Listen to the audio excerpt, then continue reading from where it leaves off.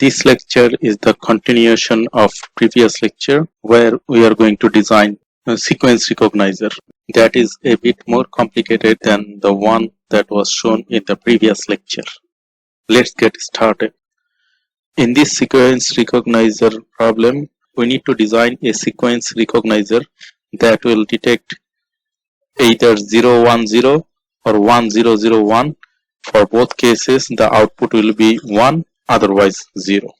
So whenever we'll get 010 or 1001, only for these two sequences, the output Z will be 1. For all other cases, the output Z will be 0. In this problem, we have two sequences, that is 010 and 1001. Now, if we detect 010 sequence and get Z equal to 1, but once we get 010, it has 10 input sequence, so there is a possibility that I can get 1001 because already 10 is there. So if we get another 01, that will also fulfill the requirements for getting this 1001 sequence. Let me show you an example for an arbitrary input sequence. For example, this is an input sequence which is sent through X, then when the output Z will be equal to 1. First input is 0, then 0. So we are getting 010, the 010 sequence here. So at position A, the output Z will be equal to 1. Again, 010 at this position, that means B position, the output Z will be 1.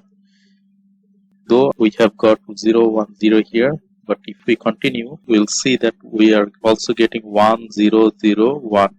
So as we have got 1001, though we have got 010, the Z equal to 1, but this 010 continues and we have another 01. So combinedly we are getting 1001. So here Z will be equal to 1. Again, as we have got 1001, after that if we get 0, it also fulfills the requirement of getting 010. So at D position, we will get Z equal to 1. In this way, if we continue, again we are getting 010. Here Z will be equal to 1 at E position. Again 01. That means if we start from here 1001 at F position, the Z should have a value of 1.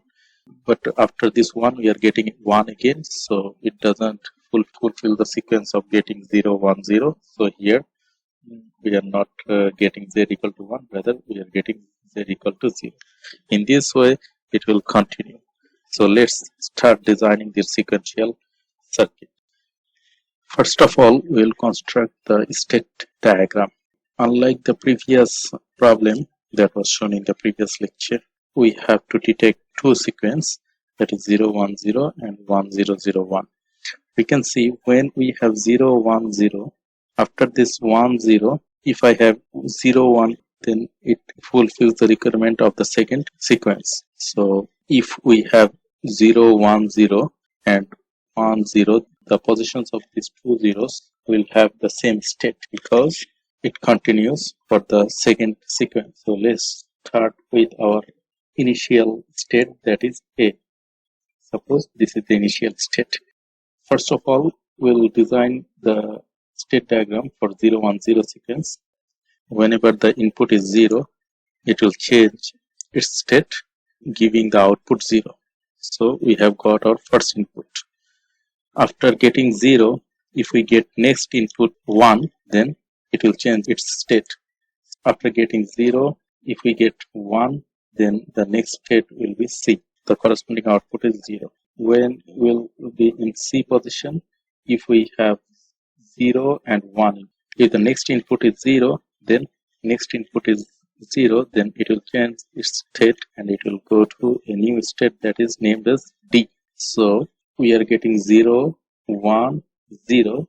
So whenever we are getting this complete sequence 0, 1, 0, the output must be 1 here. So we are showing that the output equals to 1. So this is the sequence recognizer for 010 sequence. Now being at A, if the initial value is 1, If the initial value is 1, that means we have a possibility of getting 1001 sequence. So if initial value is 1, then there should have another state. We are naming it E. So being at A, if the initial state is 1, it will move to another state, that is E, giving an output 0. Now being at E, if the next input is 0, currently we are recognizing 1001 from the very initial point. So 1, if the next input is 0, as I told earlier, that this 0 and this 0 must have the same state, because if it continues, then we can have this sequence as well. So they are coinciding. That's why these two zeros must have same state. So being at E, if we have next 0, this 0 sequence, it will go to the D position, giving an output equals to 0. Now being at D, if the next input is 0, so we must remember that state, giving an output equal to 0. Then the next state is named as F. Now being at F, if the next input is 1, we are getting complete 1001 sequence. Definitely the value of Z should be equal to 1. But what should be the next state? Before we decide the next state, we must understand that we are also in the process of getting 010 sequence. Suppose 1001 sequence have been found. Now after this, if 0 input appears, then we will be getting 010 again, where Z should have 1 value. So even though from here 1, 0, 0 and 1 we are getting, the output Z will be 1, but the next state should also detect this 010 sequence. In that case, whenever we are reaching at 1 position, that means we already got our 0, 1 condition. So we can ignore these two states, 0, 1 position. So the next state should be C from F. The output will be 1 and the next state should be C in order to recognize next 0, so that it can recognize the first input sequence, that is 010. That's why from F, if the input is equal to 1, the output will be 1 and the next state will be C. We need to put the other conditions for some states. For example, if we are in B and the input is 1, it will move to C. What will happen if the input is 0? Suppose we are at A. After getting 0, the state will be B. Now here, if we keep getting zeros, the next state should have the B state and should have a loop here. That's why we are getting, for input 0, it will have the same state like previous. Once it gets 1, it will move forward, so that after getting 0, the 1 will have the glimpse of next state, that is 010. Then at C, if the input is 0, it will move to D. But being at C, if the input equals to 1, what should be the next step? When we are at C, after getting 0, 1, if the next state is 0, it will move to D and giving an output equals to 1. But being at C, if the input is 1, that means after getting 0, 1, we are getting again 1. So we can get a lot of 1s here. So that means it may start with this new sequence 1001, because I am getting 1s here. So after getting single 1, it's coming to E position. Then we are recognizing that 1001 sequence. So at C position, if we get 1, then definitely it must move to E location, giving an output equals to 0. Now, being at D, if the input is 0, it will move to F. But being at D, if the input is 1, what should be the next step? We can come to this D location after getting 0, 1, 0, or 1 0. Whatever the condition is, after getting 1 0, if we get 1 here, that means definitely this is not the second sequence. So after getting 1 0, if we get 1 here, that means it's already having 0 at the preceding position. Then we are getting 1, so it must move to C, so that if we have 0 from here, then again it can recognize 0 1 0. So being at D, if the input is 1, then the next state should be C, giving an output equal to 0. Now being at F, if the input is 1, it will move to C. But if the input is equal to 0, what will be the next state? Before we figure out the next state, when we'll reach to F, after getting 1 0 0 or 0 1 0 0, that means after getting 1 2 zeros or 1 2 zeros, we'll move to F. Then if we get the third 0, that means after getting 1 0 0, if we get the third 0, that means it's not the second sequence, so we must search for this sequence 0 1 0. So from here, if we move to D position, already we have 1 0. So after getting 1 single 0 from F, it must move to B position and it will start searching that 1 0, which matches with this 0 1 0 sequence. So being at F, if we get 0 input, it must move to B state, giving an output equals to 0. Now being at E, if we have 0 input, it will move to D, but if we have 1 input, it must have loop at to E position. After having 1, it comes to E state from A state. After that, if we have thousands of ones, it must have the same state, that means E. That's why we will have a loop here given an output 0. Whenever it will recognize 0, it will move to D after getting 1. So this is the complete state diagram for the stated problem.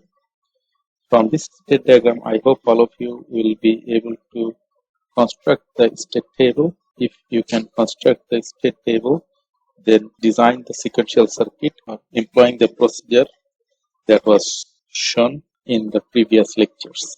Here we have A, B, C, D, E, F, total 6 steps.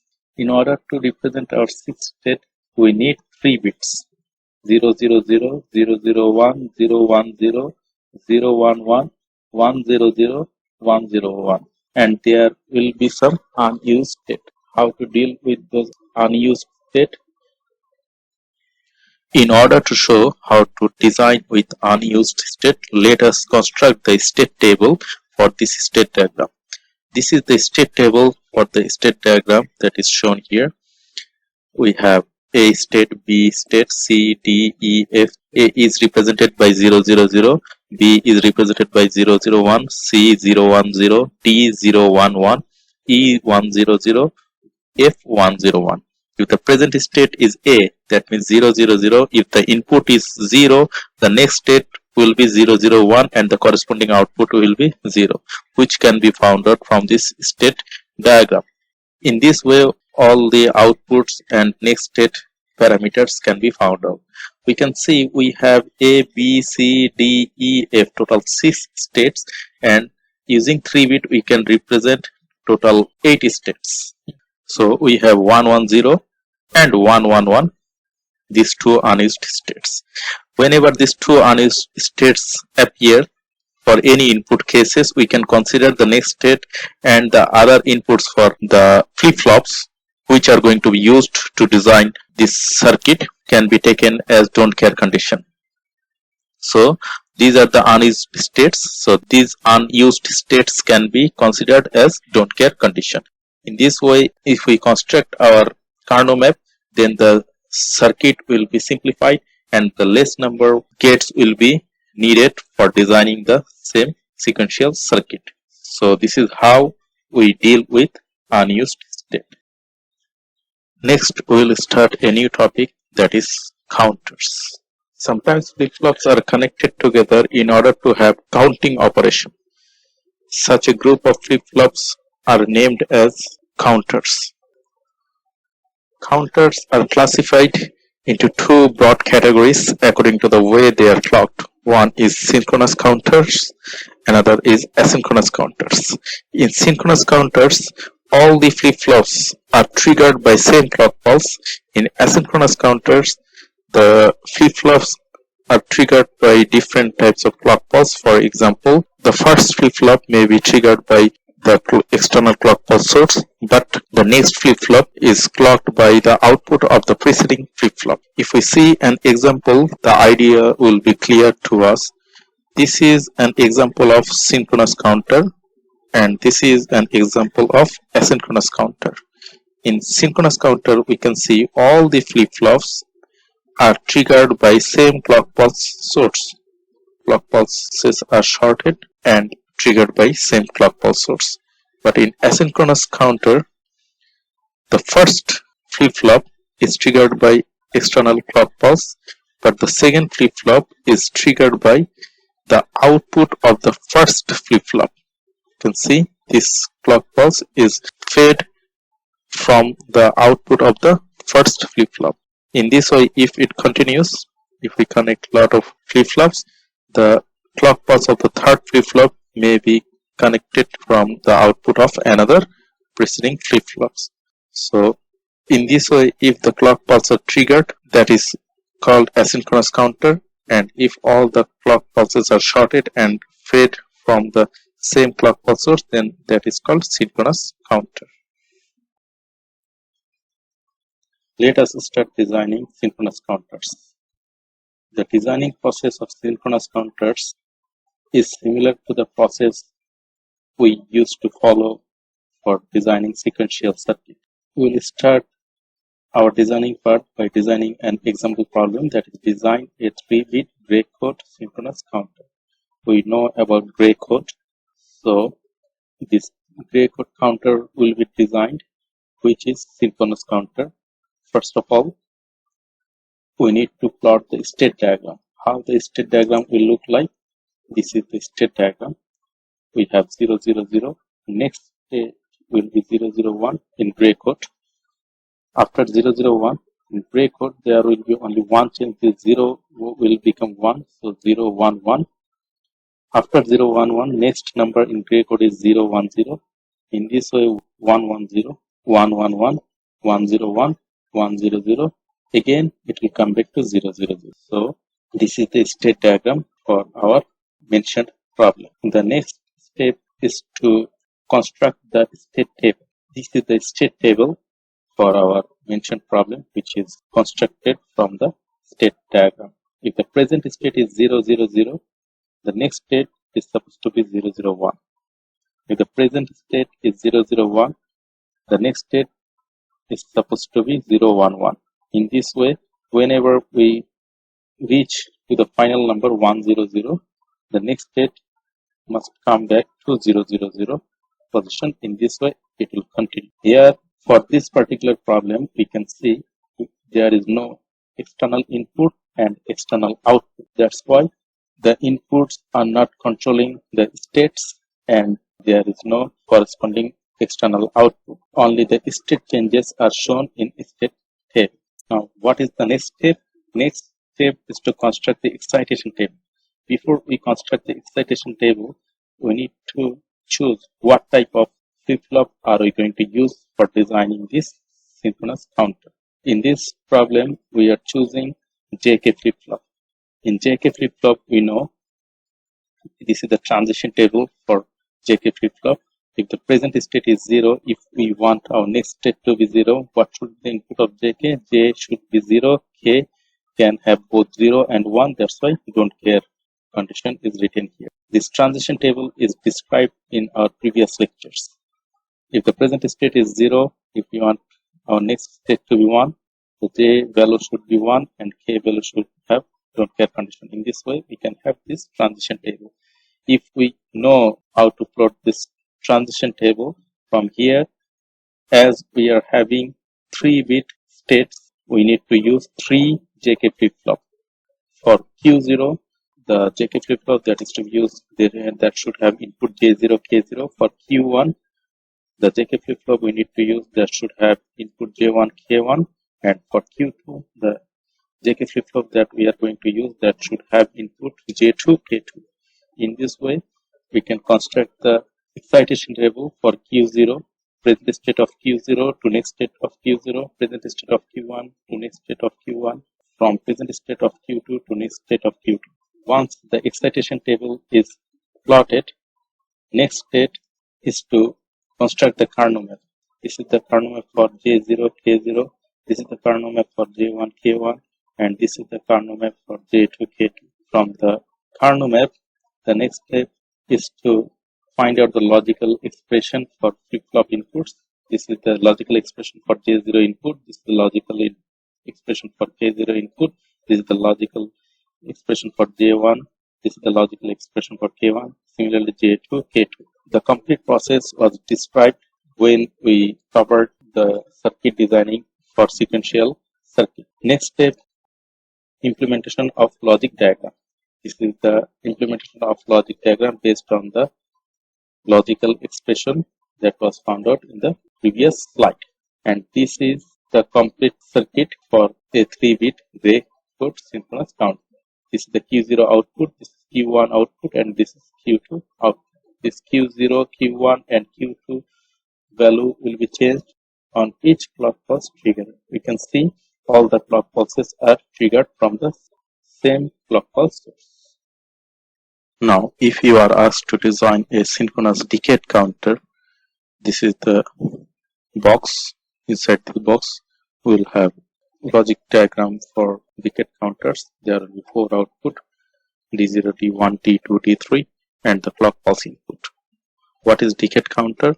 The counter will start from 0, 0, 0, 0, 0, 0, 0, 1 up to 1, 0, 0, 1. That means corresponding decimal value of 9. Then again it will come back to 0, 0, 0, 0. So if you are asked to design this decade counter following the same procedure that was shown in the previous slides, I hope you will be able to design. This is a home task for all of you.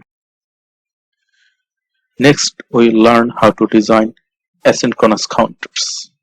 Asynchronous counters are commonly called ripple counter.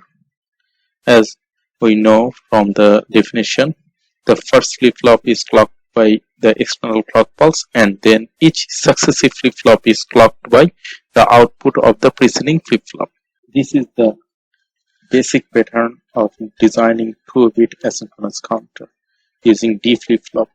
The first flip-flop is set here, that is flip-flop 0, and the second flip-flop, that is flip-flop 1, is set here.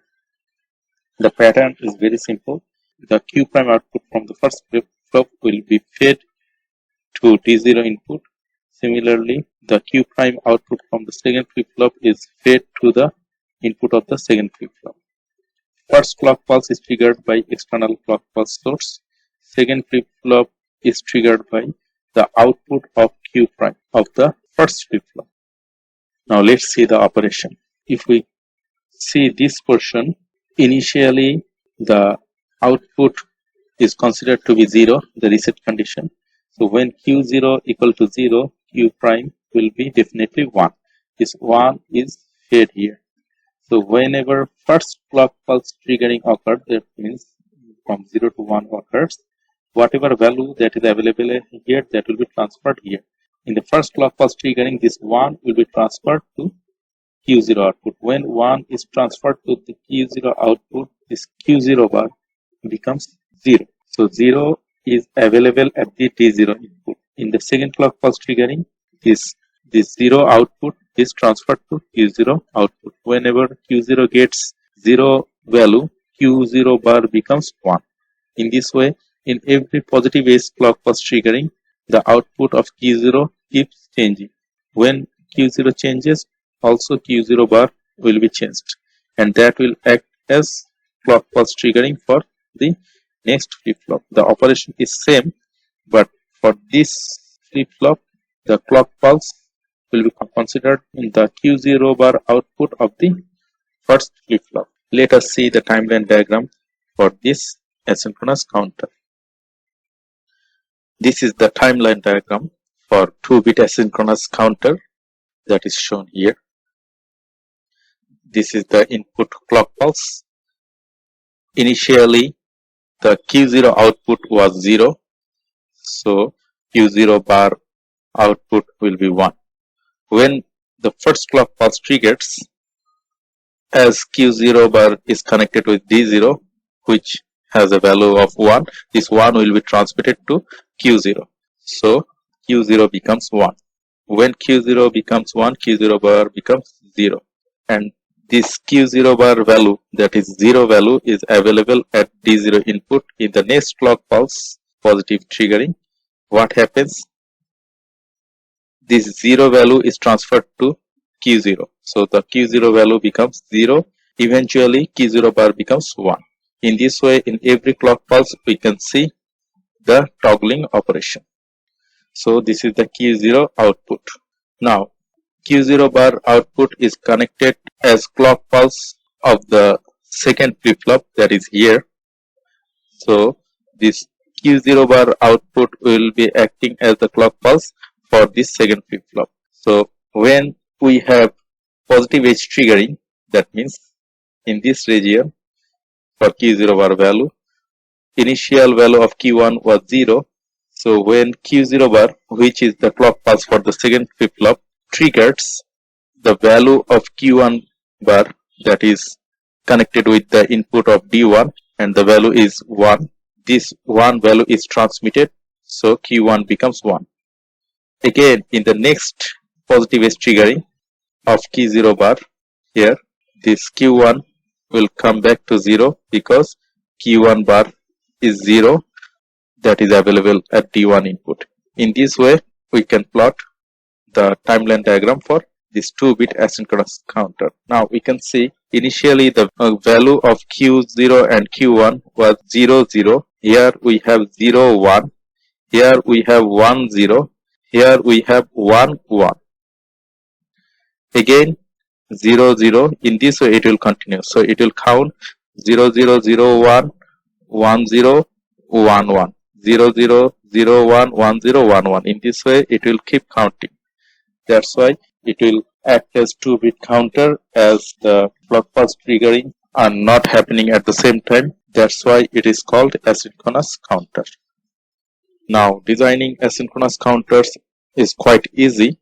Just we need to connect another flip-flop in series where the clock pulse input for the third flip-flop should be taken from the Q1 bar output. The pattern will look like this. We can see up to here it's 2-bit counter.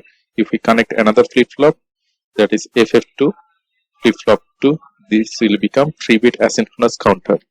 In this way, by increasing the number of flip-flops in series, we can increase the number of bits in asynchronous counter. Let us see the timeline diagram for 3-bit asynchronous counter. This is the timeline diagram for 3-bit asynchronous counter.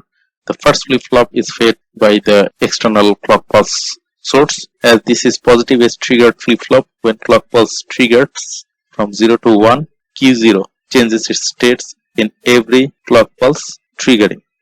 So we get it like this. The Q0 bar is acting as the clock pulse for the second flip-flop. So whenever Q0 goes from 1 to 0, Q0 bar goes from 0 to 1, and Q1 triggers at that moment. So when Q0 goes from 1 to 0, that means Q0 bar goes from 0 to 1 and Q1 toggles.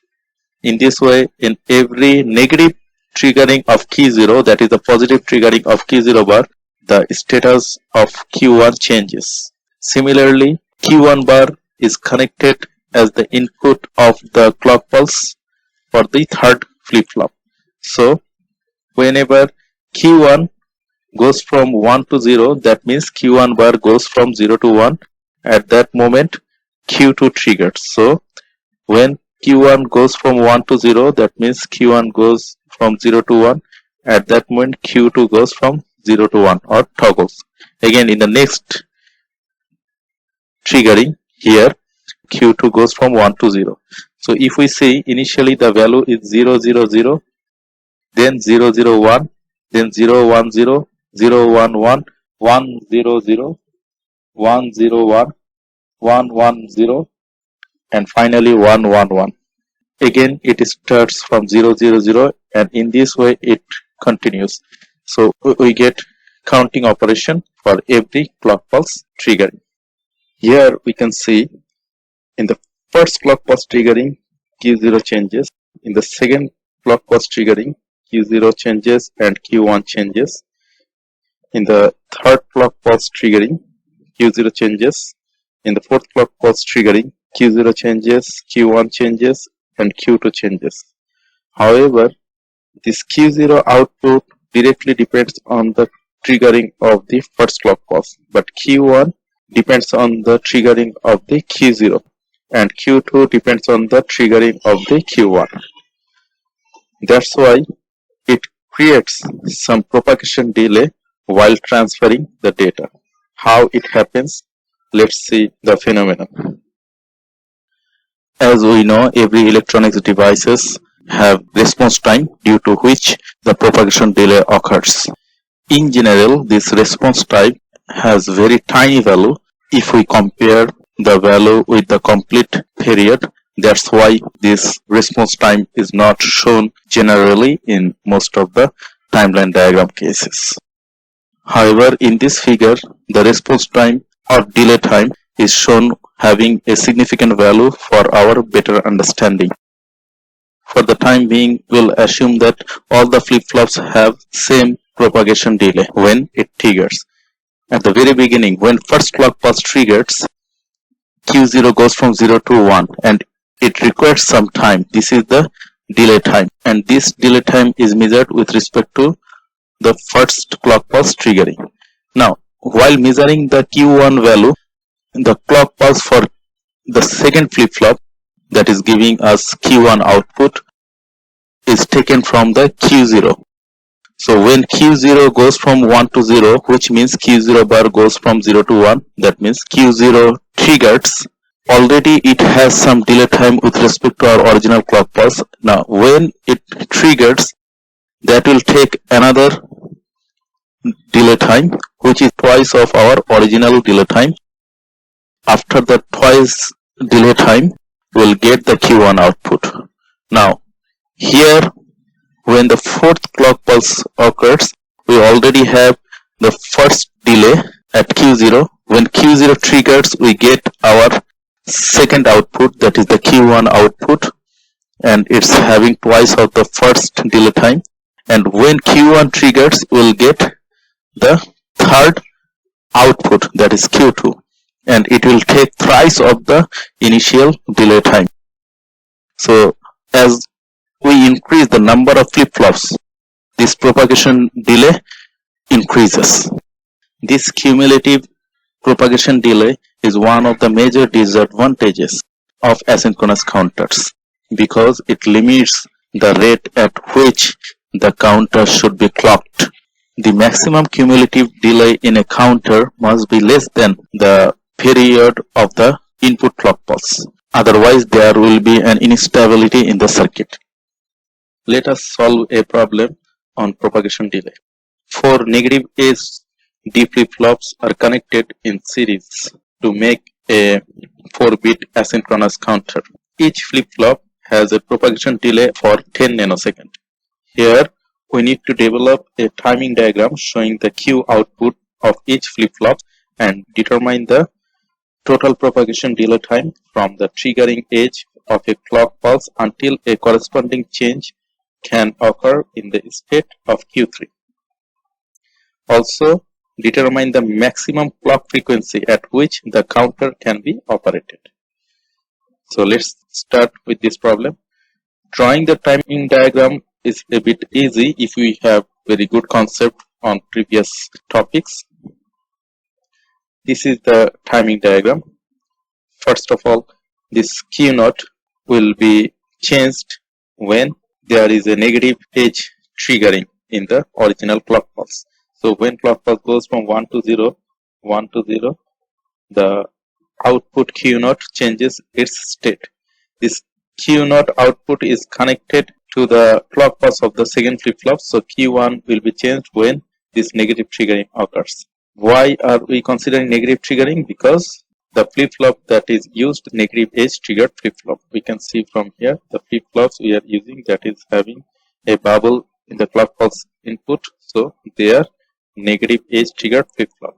Now the third output Q2 taken from the third flip-flop, and Q1 is acting as the clock pulse for the third flip-flop. So when Q1 goes from 1 to 0, Q2 changes its state, and Q2 will be acting as the clock pulse for the fourth flip-flop, and when Q2 goes from 1 to 0, this output changes.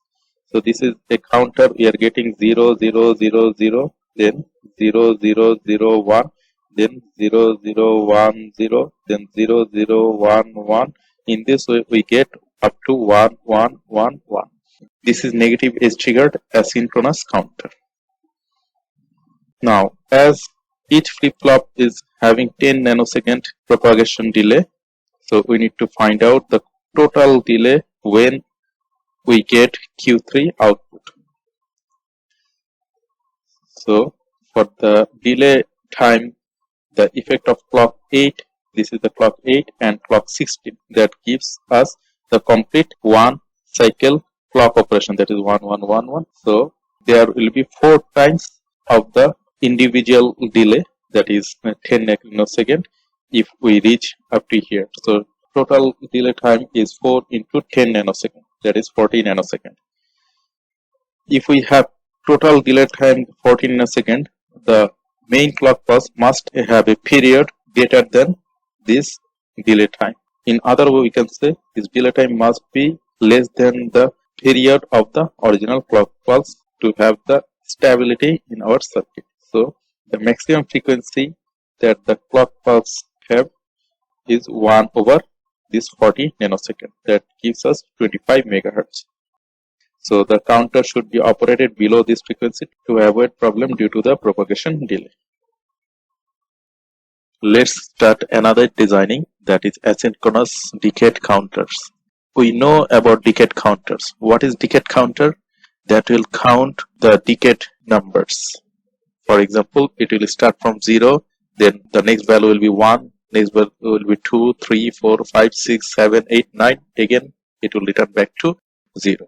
So to represent this decimal values starting from 0 to 9, we need 4 bit.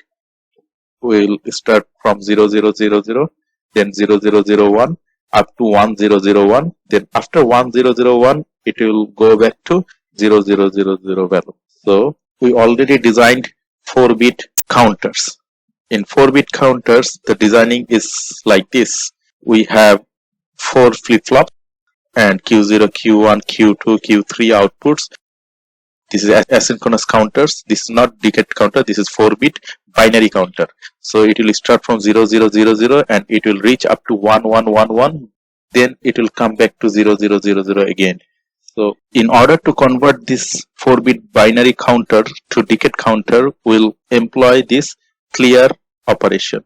I hope all of you remember the operating principle of this clear button. This is active low button. Whenever this input is 1, that means it is deactivated. So clear will not be under operation. But whenever clear input is 0, whatever input we have, it doesn't matter, and whatever the clock pulse triggering, it doesn't matter. The clear input will overpower on all input, making the output equal to clear. That means 0. So whenever we want to make Q0 output to be 0, forcibly 0, the clear input should be 0. If we want our D flip-flop to have normal operation, the clear input should be kept 1. Now, what is the strategy of converting this 4-bit asynchronous binary counter to decade counter? The strategy is very simple. If we see this pattern, the decade counter, it will start from 0000, then it will go to 0001 value, then it will reach up to 1001, which is the corresponding value of decimal 9. Then when it reaches to 1010, it must move back to 0000. So what will be our strategy? After 1001, when this number will appear, we'll clear all the flip-flops. So what will happen after 1001? When it reaches 1010 condition, that is the decimal value of 10, which is greater than 9, which we do not want. We want our counter to count up to 9, then again it will go back to 0. So whenever it will reach this value, there will be a mechanism that will sense this value. At that moment, it will clear all the flip-flops, making 0000 output for all the flip-flops. Now, how will it be done? As we know, our clear inputs are active low inputs. We can see this 1010 output, whenever they appear, the value of Q1 and Q3 both will become 1. For all other cases, starting from 0 to 9, we do not get Q1 and Q3 1 at the same time. When it moves from 9 to the next value, that is 1010 value of Q1 and Q3 both become 1. So we'll take the output from Q1 and Q3. They will be sent through a NAND gate. That means the NAND gate output will be 0 when Q1 and Q3 both will be 1, and whenever this 0 will appear at the clear input, all the flip-flops will be cleared. That means that will give us the output Q0, Q1, Q2, Q3 equals to 0. That means it will come back to here. So the circuit will look like this. We are taking Q3 output and Q1 output. They are sent through NAND gate, and this NAND gate output is connected with all the clear input of all flip-flops. How it operates? Let's see the table again. For every clock pulse, it will act like normal binary 4-bit counter. So it will start from 0000 and it will move up to 1001. Whenever it reaches to the value of 1010, that means Q1 and Q3 both becomes 1 at the same time. So Q1 and Q3 both become 1 at the same time. The output of this NAND gate will be 0. Whenever output of this NAND gate is 0, all the clear input will get 0 value. That means clear will be activated as they are active low. So all this Q0, Q1, Q2, Q3 value will become 0000. When this value becomes 0000, that means Q1, Q3 both become 0. The output of this NAND gate becomes 1. So the D flip-flops will operate with its normal characteristics. Again, it will start counting from 0000, then 0001 up to 1000, then 1001. Whenever it will get this value 1010, at that moment, instantly, all the flip-flop output will become 0. In this way, it will count starting from 0 up to 9. So this becomes asynchronous decade counter. Today we finish our lecture here. Hopefully we'll meet in the next lecture. Feel free to contact me if you have any question.